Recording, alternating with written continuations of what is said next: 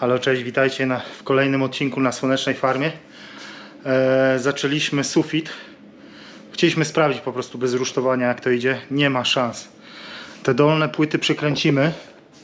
Zobaczcie, ale kosztowało nas to kosmos. Używaliśmy tego kija do podpórki. Ja tam trzymałem ściskami, załapałem ściski od góry. Przykręciłem paroma, ale to jest naprawdę walka to była. Także my damy radę przykręcić te dolne płyty i tak naprawdę mamy na dzisiaj to dwie przykręciliśmy, mamy dość. Przykręcamy jutro dwie, później znowu dwie, a później muszę już załatwić rusztowanie, nie da rady. To jest za wysoko. Tak się wydaje, że ta płyta nie jest taka ciężka, ale trzymać, wiercić, przykręcać, nie, to jest za ciężko. Gosia nie ma tyle siły i jest kosmos. Także tam muszę uciąć takie połączenia, przykręcić na łączeniu dwóch płyt, ale tak to wygląda. I tutaj na 100% już trzeba załatwiać rusztowanie. Pokażę Wam jutro, może jak walczymy z taką jedną płytą, jak to wygląda. Dzisiaj nie chcieliśmy na próbę, patrzyliśmy jak to wygląda i naprawdę, no wiecie, chcę się zaoszczędzić, no bo mówimy raptem o 18 płytach, tak? 9 płyt na jednej stronie. To brać specjalnie rusztowanie to jest kawał drogi, Castello czy coś. Ja będę tu próbował na miejscu znaleźć gdzieś lokalnie. Ale no wiadomo, człowiek chce zobaczyć, może damy radę, ale nie damy rady, nie ma szans. Później jeszcze też plastrowanie, gipsowanie, szlifowanie bez wieży nie da rady, czyli trzeba tą wieżę załatwić. Moja taka wieża aluminiowa, którą kiedyś kupiłem, jest za mała. I nie wiem, może ktoś na wiosce po prostu ma takie rusztowanie i nam pożyczy. Będziemy się po prostu pytać. A na razie te dolne po prostu powalczymy sobie powoli, nigdzie nam się nie spieszy. A na te pozostałe 12 górnych no już załatwimy rusztowanie. Ok, idę się wykąpać do basenu. Lekkie morsowanko. Pokażę Wam nagranie z tego wydarzenia. Ok.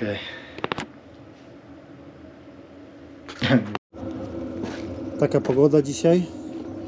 Trochę pada, trochę słońca, ma być w kratkę, jutro znowu ma być słońce. Już jest teraz taki tydzień bardziej deszczowy. No marzec wiadomo, już będzie deszczowo. Marzec to jest tak naprawdę ostatni miesiąc deszczowy. Od kwietnia już koniec. Może tam raz w kwietniu w tamtym roku coś popadało, to było wszystko. Ok, biorę ręczniczek i idziemy na basen.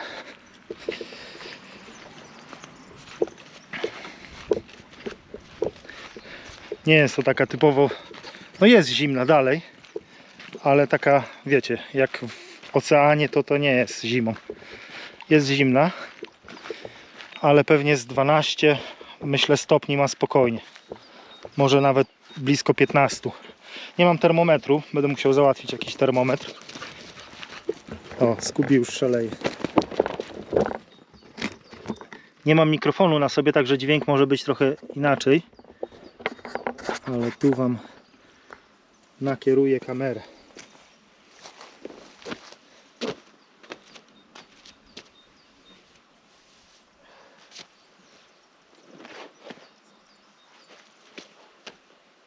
Chyba muszę pompę włączyć, filtr, bo się woda zielona robi. Woda się zielona robi. O, zimna. Zimno. Tak, woda się już zielona robi. Czyli albo nie filtruje się tak przez takie jemienie. Może, że za dużo jej jest. Ale trzeba na pewno zacząć pompę włączać. Muszę pompę wyciągnąć i pompę włączyć. O, żeby się zaczęło filtrować.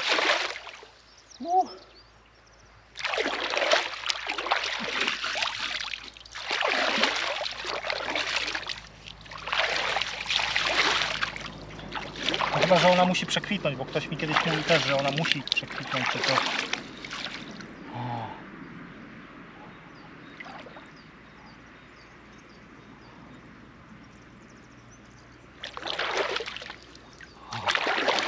Zimna.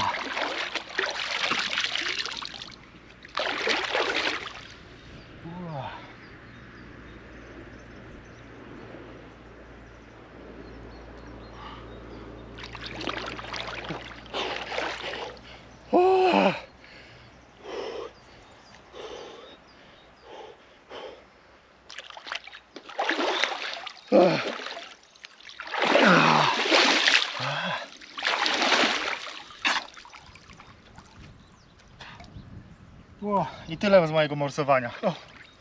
Nie no, zielona się robi. Powiem wam, że zielona się robi.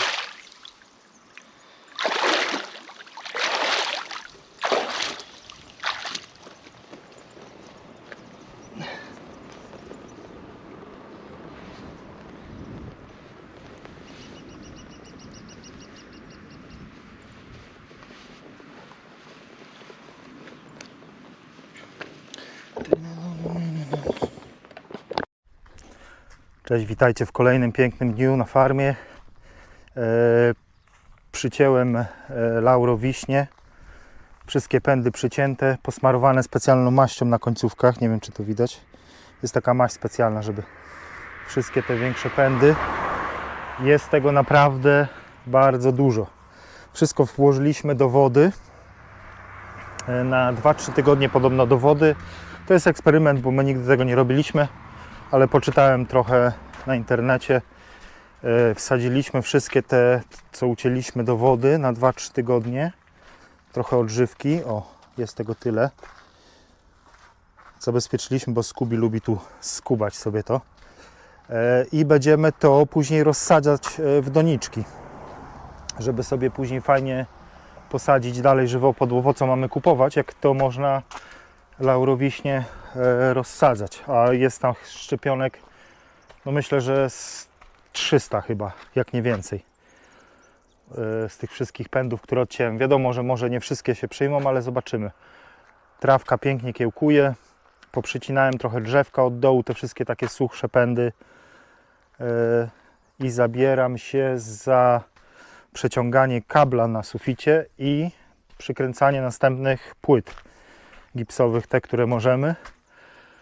I stwierdziłem, że później zobaczę też, może po prostu będę ciął te płyty na mniejsze kawałki, na takie metrowe po prostu, bo one mają 2 metry na 1,20 m.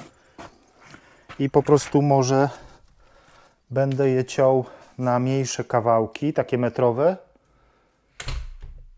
I no nie wiem, zobaczę jak z tym rusztowaniem. Jeżeli to rusztowanie łatwo załatwię, to pewnie nie, ale jeżeli nie uda mi się załatwić, nie wiadomo ile będę musiał wydać na to rusztowanie, no to będę się motał z takimi kawałkami, bo to się i tak wszystko zagipsuje. Dobra, nie marudzę, zabieram się za robotę. Do później. Halo, dzień dobry, cześć, witajcie wszyscy w kolejnym dniu na farmie. Miałem nagrywać jak to robię i zupełnie zapomniałem, tak się zapędziłem do roboty, bo trochę padało, teraz wyszło słoneczko.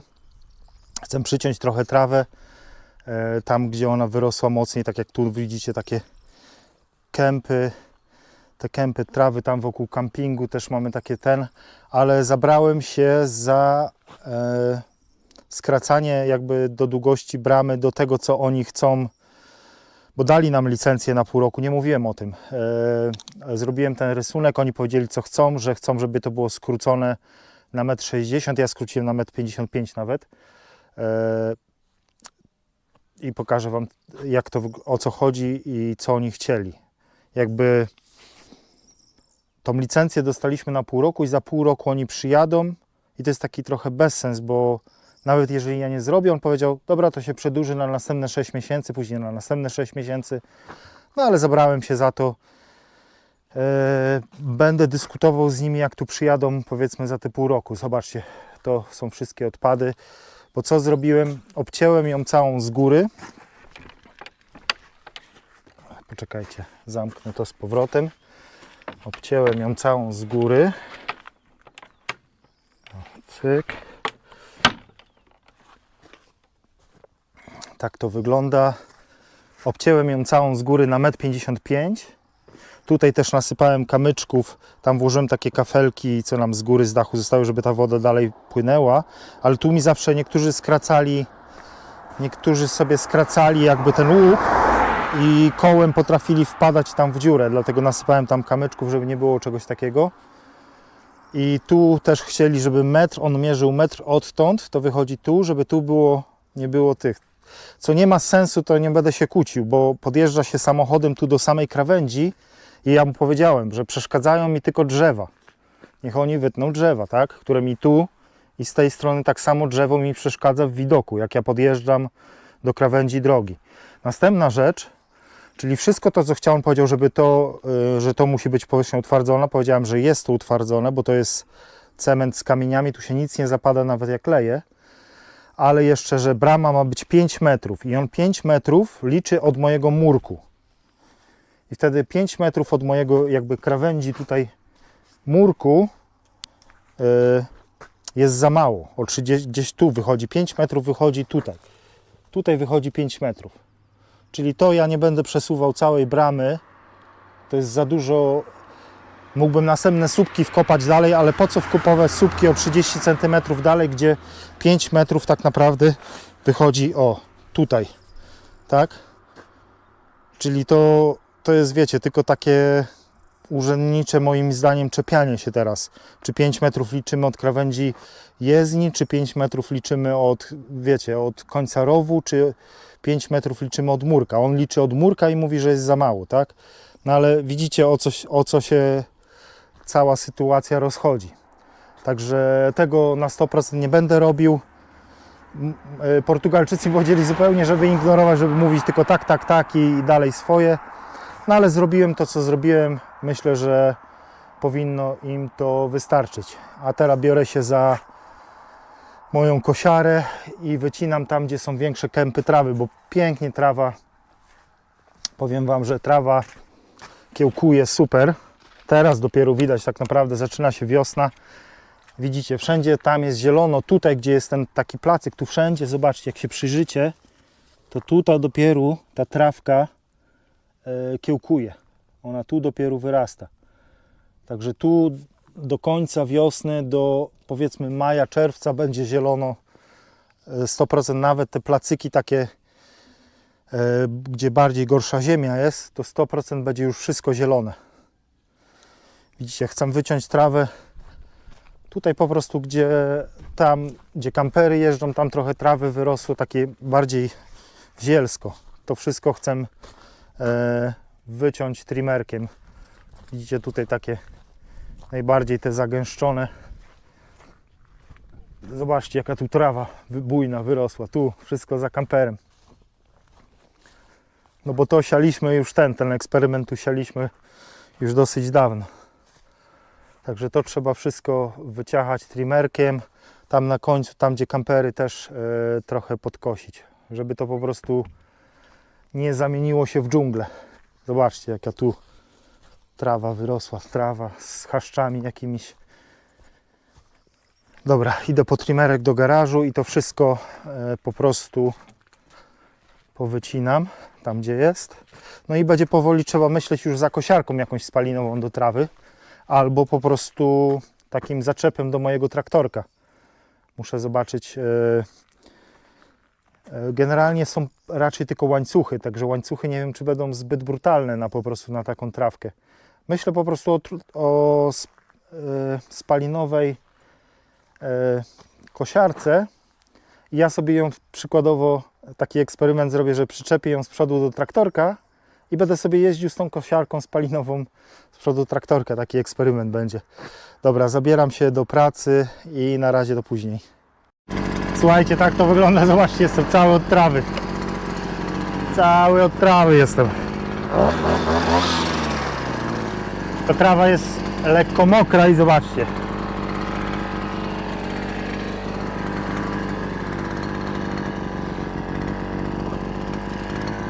Super się tą kosiarką nie kosi, bo ona jest taka, wiecie, toporna trochę.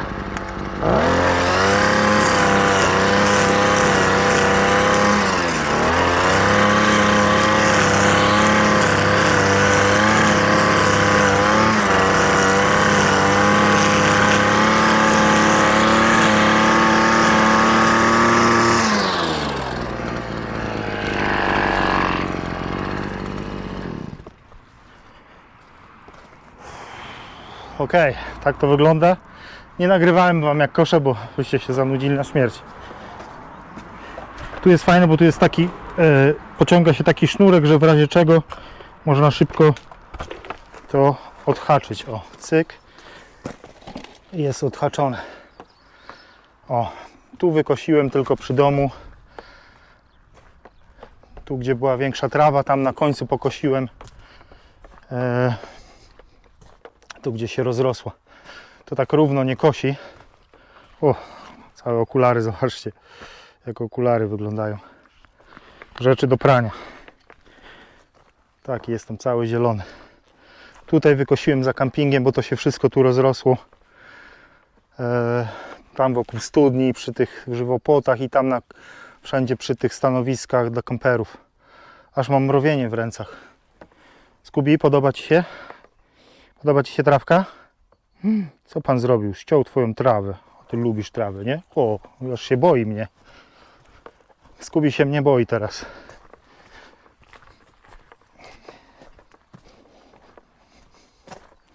Dobra, wyłączam się. Następna robota zrobiona.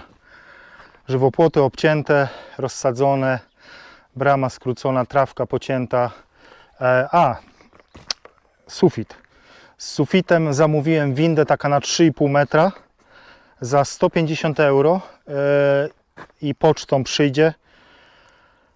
Także myślę, że w tym tygodniu to już będzie, bo widziałem, że jest wysłane. Poczta mi wysłała powiadomienie i po prostu jest to winda taka, która pod skosem też się ustawia i można spokojnie założyć na tą windę, taka ręczna, kręci się korbką do góry, a mi się to przyda.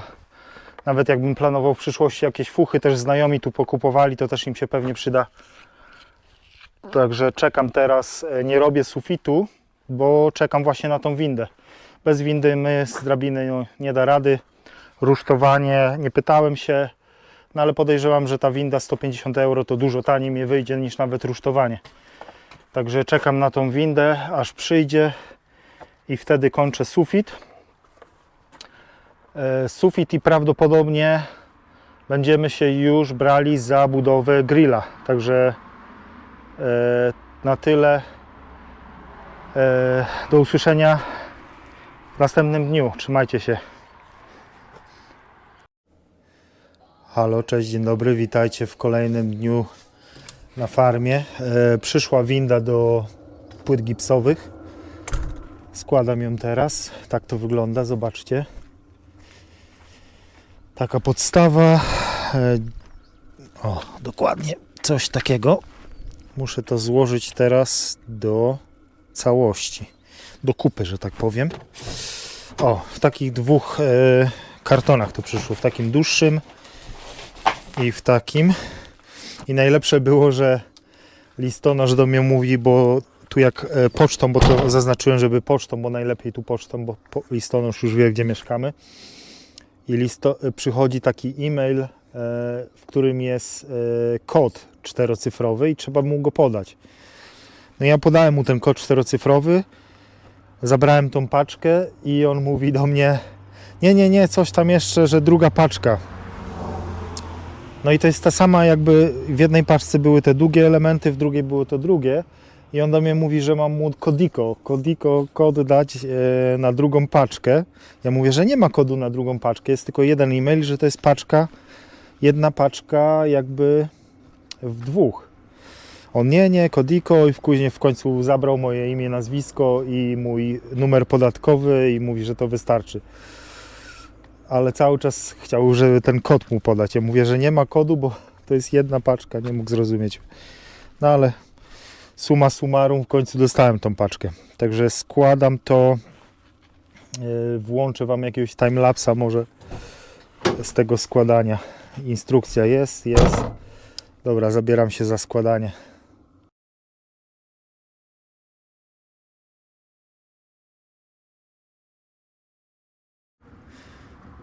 Słuchajcie, wyłączyłem timelapsa, bo mówię, kurde, skomplikowane to trochę, ale tak naprawdę to się tylko wsuwało tam. Tu te dwa się wsuwa tu z boku. O, mają taki pin tutaj jest i po prostu te dwa ramienia się wsuwało. Tak samo te dwa tu się wsuwało. I tak naprawdę zostało tylko to koło i to koło trzeba wsadzić tu. Czyli bardzo proste to jest. Myślałem, że to jest jakieś skomplikowane, ale skomplikowana jest bardziej instrukcja niż składanie tego. Tak. Tak. I tutaj jest to, które idzie tutaj do tego. O. Tu jest taki też pin. Czyli tak naprawdę łatwiej się to składa bez przeczytania instrukcji. O, gotowe. I tak naprawdę jedynym takim rzeczą, którą muszę pomyśleć, to jest gdzie zapiąć ten drut. Ale ten drut myślę, że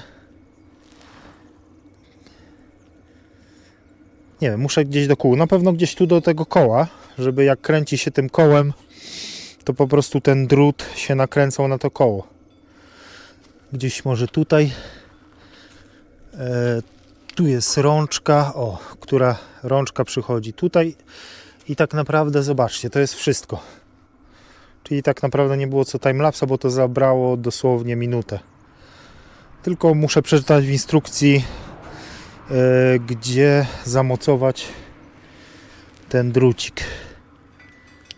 Ale wydaje mi się, że on tutaj przez dziurkę przechodzi z boku. Pewnie. Tutaj przez dziurkę.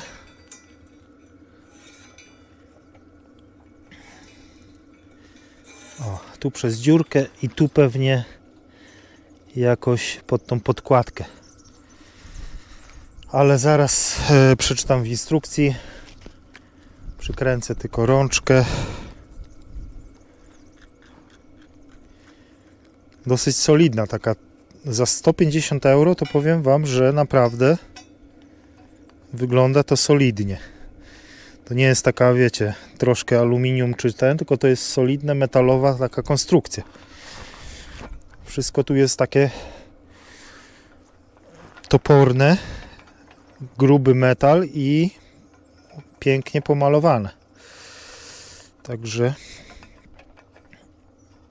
myślę, że starczy na lata.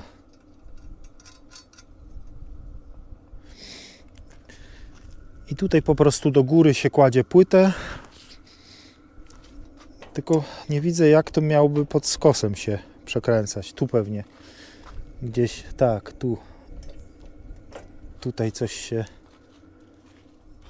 Ale jak to się naciska? Poczekajcie.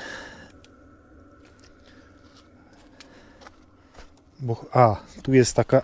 Poczekajcie. Tak, tu jest zawleczka, ok, już widzę. Czyli tu jest zawleczka i to można, tak płytę też pod kątem. Super, naprawdę. Kręci się tak, rozkłada się tak.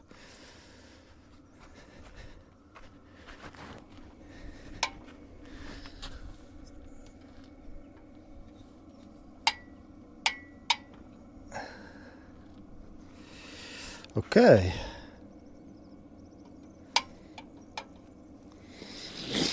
Będzie ciekawie.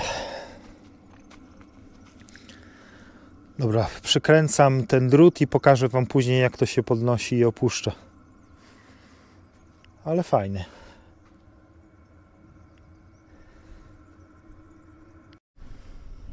Okej, dźwig złożony. Tutaj drut.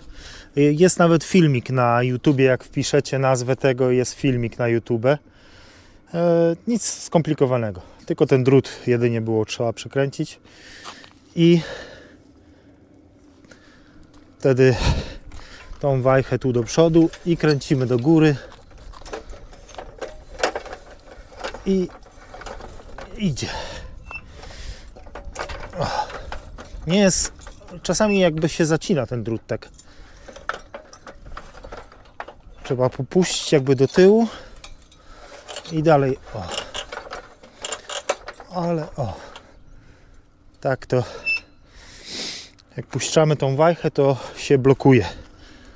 Coś takiego.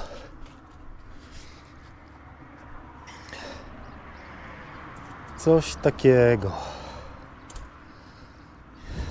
Zobaczymy, ile maksymalnie się wyciągnie. Tylko muszę to odsunąć od samochodu, żeby mi na samochód nie spadł.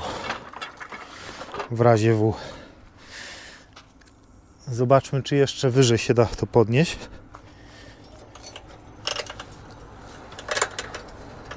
Nie no, powinno, bo było na 3 coś metra.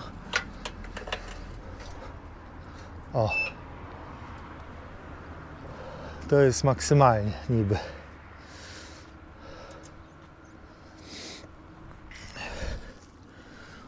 Zobaczcie.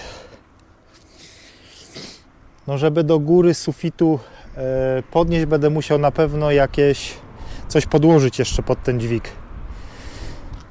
Żeby był z metr wyżej. Zrobić platformę jakąś.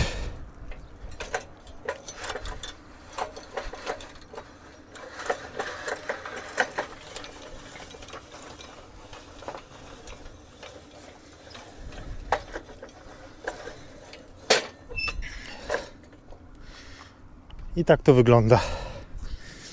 Dobra, dźwig złożony i można zabierać się za kręcenie płyt teraz normalnie.